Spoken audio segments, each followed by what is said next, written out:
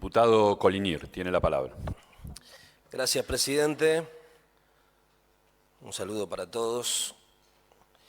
Primero quiero reconocer el nivel de los distintos discursos, alocuciones que fui escuchando. Realmente me parecieron muy interesantes desde el reconocimiento que hizo la diputada Toro, un reconocimiento que es importante hacerlo porque esto no es que nace acá, sino que hubieron varios actores que se especializaron mucho para que en algún momento se pueda discutir esto y nos toca a nosotros la posibilidad de debatirlo, pero también me pareció interesante lo que dijo la diputada Caminoa. Hace un relato que es bastante difícil discutírselo, bastante difícil rebatírselo, porque es cierto que hemos ido variando respecto de las reglas, de las normas electorales. Iba a decir del juego, porque en definitiva nosotros terminamos hablando mal las reglas de juego a la hora de presentar. Bueno, no, son las normas electorales que fueron variando mucho y somos todos responsables de eso porque si nos ha tocado ser gobierno, hemos elegido determinadas circunstancias y cuando no nos ha tocado, nos hemos quejado por lo que han definido quienes estaban gobernando. Y tengo que destacar también el impecable relato que hizo la diputada Aguilera, que nos ha dejado a todos con muy poco margen para desarrollar los aspectos técnicos del proyecto, porque en serio ha sido bastante extensa, pero lo digo para bien, no ha dejado, entiendo, ningún instituto de este código afuera sin ser tratado. Así que después de todo lo que escuché voy a tratar de ser corto, que es difícil. No sin antes reconocerlo, presidente, también, porque hemos estado sentados muchas horas, usted colaborando también con su mirada, aportes de especialistas, constitucionalistas como usted, como Tulio, que no lo veo ahora, pero que también hemos compartido horas de debate, de discusión, porque no nos hemos puesto de acuerdo en algunas cuestiones y teniendo en cuenta que tiene 25 años de desarrollo del derecho electoral, ha tenido la paciencia de escuchar a alguien como yo, por ejemplo. Por supuesto, a Páez, que también un diputado que siempre que hace algún aporte, lo hace desde el conocimiento técnico, jurídico, que siempre colabora y me van a quedar un montón, no quiero dejar de mencionar al diputado Juncos, que también estuvo muchas horas con la comisión redactora sentado, escuchando, opinando y cebando mate. Bueno, a ver, hay algunas cuestiones que me gustaría decir. Yo estoy orgulloso de lo que está pasando. Estuve orgulloso desde el primer momento en el que se planteó. Lógicamente que cuando se hace el primer planteo, uno no sabe cómo va a ser el desarrollo, y el desarrollo pudo haber sido realmente muy malo.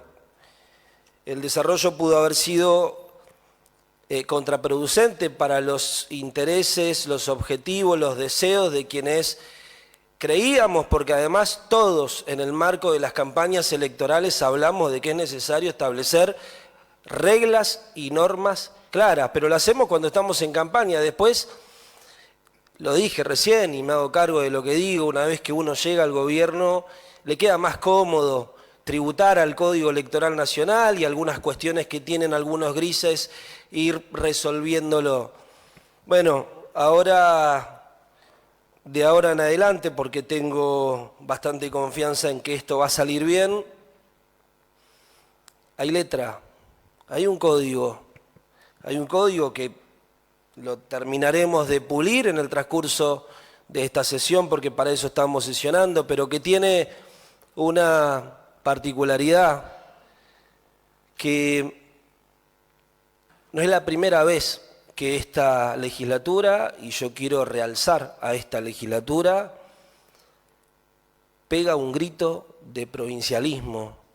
No es la primera vez que esta legislatura se hace cargo del orgullo de ser chubutenses, de que queremos nosotros tomar nuestras propias decisiones, de que llevamos adelante, como bien se dijo, 8 jornadas escuchando a académicos, especialistas, apoderados de los partidos políticos, dirigentes políticos también, todos con muchas cosas para decir, de que todo ese laburo, todo ese trabajo hubo que sistematizarlo, de que hubo que ordenarlo, de que había que darle una armonía al código electoral, de que había que establecer, y eso lo dijeron muchos de los expositores, una serie de principios interpretativos, pero sobre todas las cosas, principios rectores sobre los que se erige el código electoral.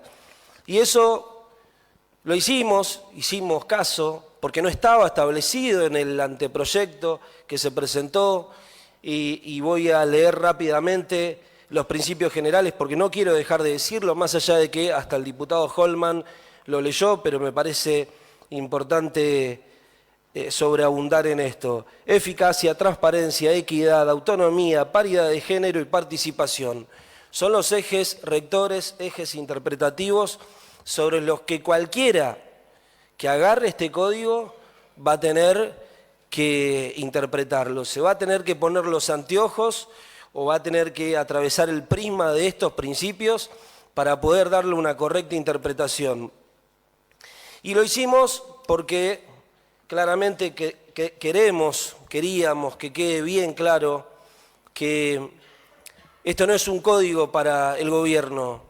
Y probablemente esa fue la tarea que me tocó a mí, que le tocó al diputado Marcelo Rubia, empujar la suficiente cantidad de garantías para todas las agrupaciones, no porque el oficialismo haya querido avanzar en mayores derechos para el gobierno propiamente dicho, pero sí nos tocaba a nosotros aportarle una mirada desde el lugar en el que estamos.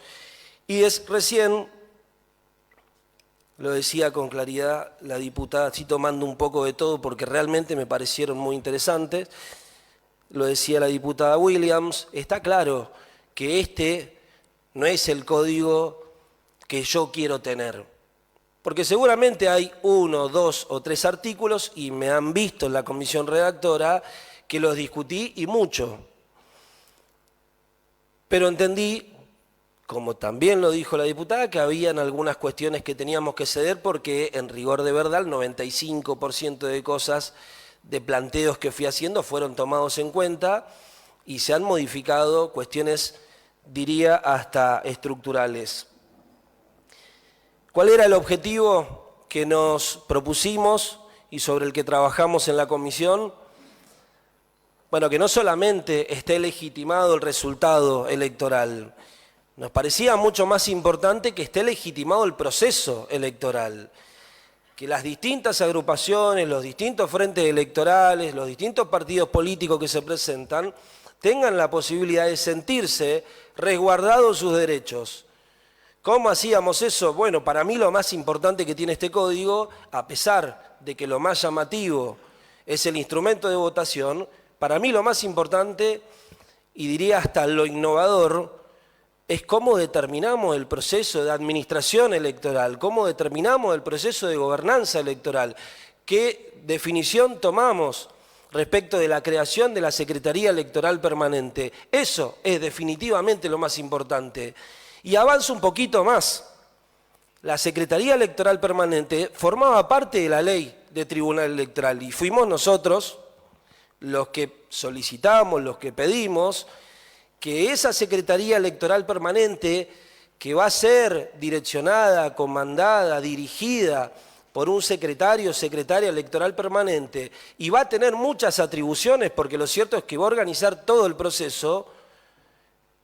Y si va a tener muchas atribuciones, lo voy a decir en castellano, va a tener un poder relativo que forme parte del código, de manera que los requisitos que se establecieron para la designación del secretario electoral no puedan ser modificados por una mayoría simple.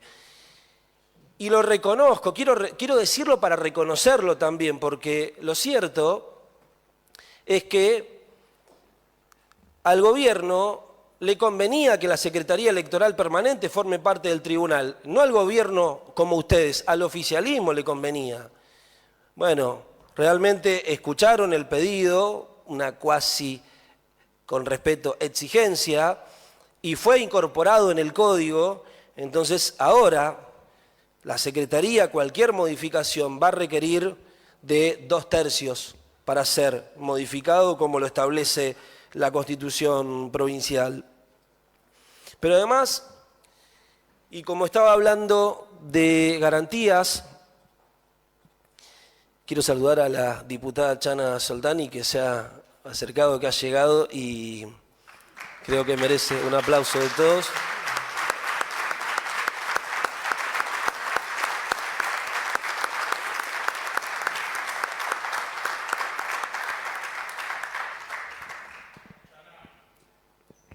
Nos pone contento tenerla a la diputada.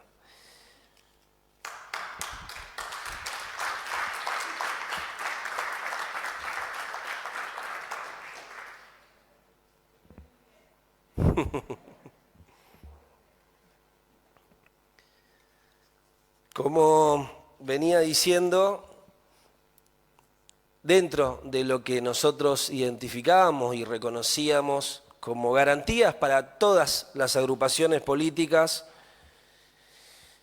establecimos también un régimen recursivo que no estaba tampoco en el anteproyecto. Un régimen recursivo que le permita a las distintas agrupaciones políticas y a los apoderados poder interponer ante la Secretaría Electoral Permanente un recurso de reconsideración cuando no esté de acuerdo con la decisión que toma la Secretaría Electoral Permanente. Pero también un recurso de reposición para aquellas decisiones que toma el Tribunal Electoral, y esto aporte también del diputado Páez, para que el recurso sea con apelación en subsidio y darle más garantías y dejarlo claramente establecido que tenían que tener garantías respecto de cualquier decisión que puede llegar a pasar. Ahora, ¿cuál es el rol? Lo dije y lo quiero repetir, de la Secretaría Administrativa. ¿Y por qué sacamos la Secretaría Electoral Permanente del tribunal? Porque a la hora de discutir y debatir en el marco de la comisión redactora sobre cuál era la naturaleza jurídica que le estábamos estableciendo a la Secretaría, nos quedaba en un gris entre una función administrativa y una función jurisdiccional, porque asistía al Tribunal Electoral. ¿Qué decisión tomamos? Luego de haber avanzado en determinado sentido, bueno, volver sobre nuestros pasos porque teníamos todavía tiempo para hacerlo, reflotamos la Secretaría Contenciosa Electoral para que asista al Tribunal Electoral ante cualquier tipo de presentación y le dimos autonomía a la Secretaría Electoral Permanente. Y repito, el secretario necesita para ser designado 2/3 y para ser removido también necesita 2/3. Y establecimos también en este código el procedimiento y las causales por las cuales podría llegar a ser removido, y creo que todos lo vimos, tiene bastantes garantías porque le quisimos dar sobre todo autonomía. Y sigo con las garantías. Pensamos en que de alguna manera hicimos un traslado de responsabilidades en este código. Un traslado de responsabilidades respecto de un aspecto que lo menciono rápidamente, el registro de alimentantes morosos y el registro de antecedentes penales, que lo tenía que presentar cualquier candidato y terminaba siendo bastante tortuoso para los candidatos del interior. Ahora establecimos que sea de oficio y que lo tenga que presentar el propio Estado provincial, pero además hay un traslado de responsabilidades mucho más importante. Ya no son los partidos políticos los que tienen que encargarse de sus propias boletas partidarias. Ahora va a ser el Estado. Y los partidos políticos y las agrupaciones políticas deberemos ocuparnos de salir a convencer, y aunque a alguno o a alguna le guste el folclore, porque tiene por supuesto todo el derecho, y yo la verdad que también lo disfruto o lo disfrutaba, dejamos de hacer las presentaciones de boleta de contingencia, de boleta de distribución y de disponer las boletas en todo el territorio provincial, en una provincia tan grande. Ahora, en beneficio de la democracia provincial y de la posibilidad de que participen partidos más chicos, lo decía recién el diputado Rubia, van a poder llegar todos a todos los rincones de la provincia. No deja de ser menor, y esto lo quiero aclarar, la participación del fiscal de mesa. El fiscal de mesa va a seguir participando, y esto lo planteo también como una garantía para el elector, porque ahora retiramos la posibilidad de que el fiscal de mesa tenga que firmar la boleta electoral. En este caso, solamente va a firmar el presidente de mesa, porque ¿qué es lo que pensamos en ese momento? Las boletas son unas determinadas y las tiene el presidente de mesa. No vaya a ser cosa, y estoy hablando de algo que todos los que estamos acá entendemos, que algún fiscal de mesa agarre un color de virome para firmar cuando llegue alguien que depende de del propio fiscal o de su fuerza política. Básicamente quisimos evitar que marquen la boleta y solamente va a ser firmada por el presidente, y el resto de los fiscales fiscalizarán que se desarrolle normal y correctamente. Respetamos el principio, como corresponde, de reserva partidaria, respetamos el principio de unidad del acto eleccionario. Por supuesto que también establecimos la posibilidad de que se desarrollen elecciones complementarias. Establecimos, alguien hizo mención, un régimen de preclusión para que los plazos sean perentorios, porque corríamos el riesgo de que si el Ejecutivo, si el Gobierno nos llamaba a elecciones y esa responsabilidad se le trasladase a la legislatura, el gobierno provincial quiera recuperar esa facultad aún cuando ya estaba en proceso, en procedimiento de convocatoria a la legislatura, o peor, que tampoco la legislatura convoque y le toque al Tribunal Electoral y la legislatura o el gobierno provincial pretenda. Lo dejamos claramente establecido y los plazos son perentorios. No convoca, le corresponde a la legislatura, no convoca a la legislatura, le corresponde al Tribunal Electoral. Otra garantía son los observadores electorales, que alguien, y no recuerdo quién, en los considerandos del proyecto decía que Chubut iba a ser la primera provincia que iba a tener observadores electorales, y no sé quién, la verdad que no quiero hacer responsable a nadie, pero alguien nos aclaró que no, que ya se está utilizando, entiendo que en Capital Federal, en alguna otra provincia. Por acordada me dicen, bueno, ahora lo vamos a dejar en el código.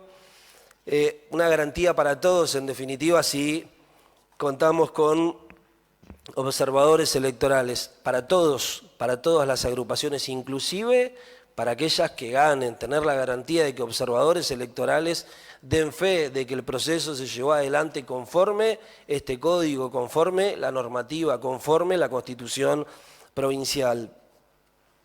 Adherimos a la clasificación de delitos electorales que está establecida en el Código Electoral Nacional.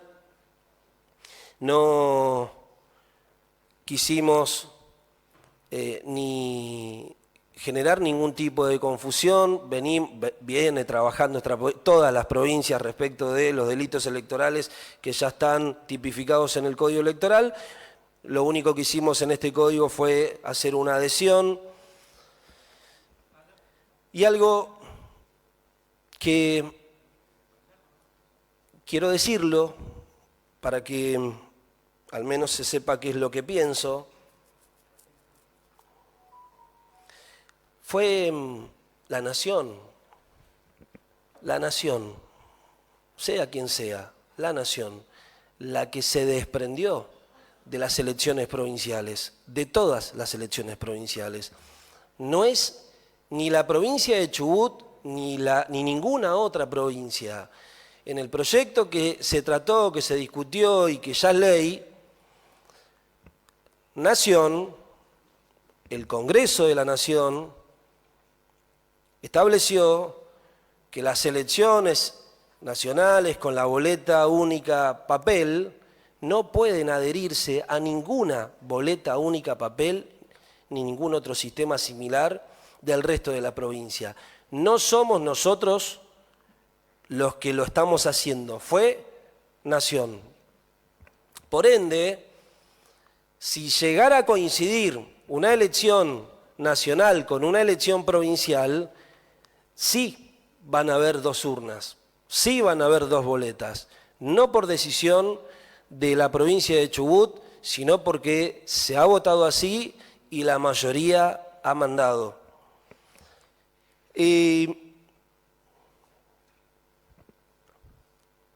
Dos últimas cosas y termino. La Constitución de nuestra provincia impide la posibilidad de que establezcamos una fecha fija, lo impide.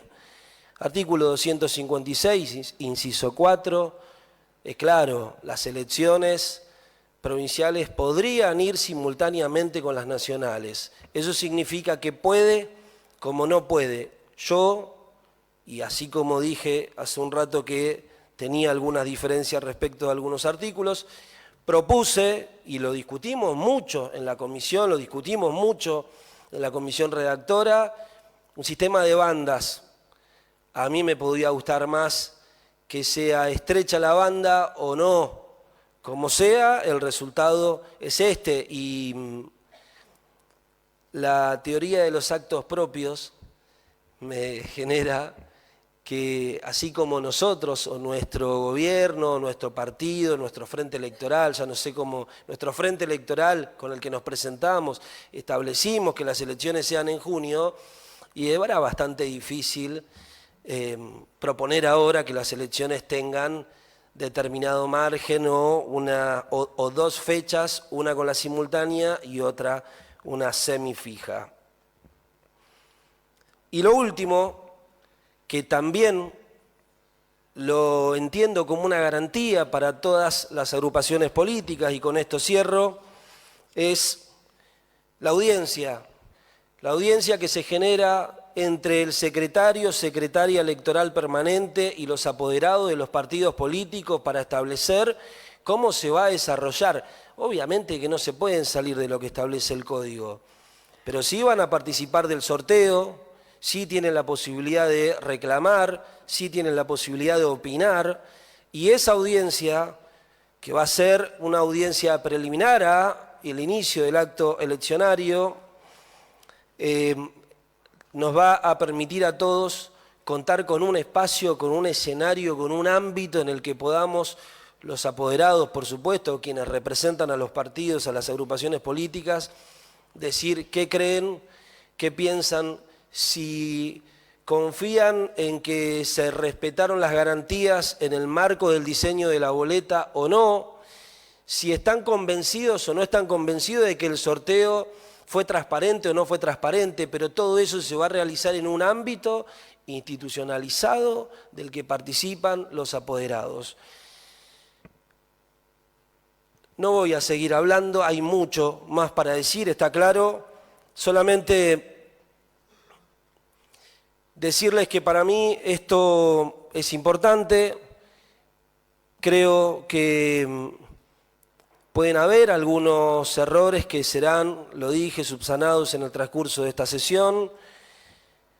Estoy convencido de que han trabajado muchos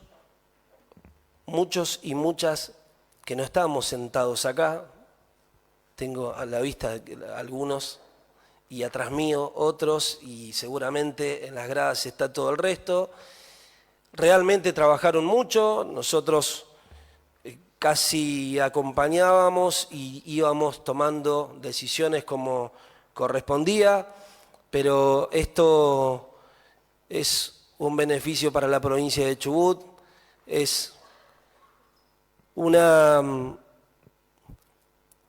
va a ser una medalla de esta legislatura, va a ser una medalla de la comprensión de los tiempos. Yo creo que está primando la posibilidad de acordar sobre políticas de Estado y establecer reglas claras para todas las próximas generaciones, porque no sabemos qué puede llegar a pasar con cualquiera de nosotros, pero pensamos en un código que no se tenga que modificar, al menos estructuralmente, en los próximos 40, 50, 70 años, no sé cuántos años, cuántas décadas hace que estamos debiendo este mandato constitucional. Así que, por mi parte, agradecerle a la buena voluntad de todo el equipo que estuvo atrás de los diputados, leyendo y releyendo para que nos equivoquemos poco. Gracias.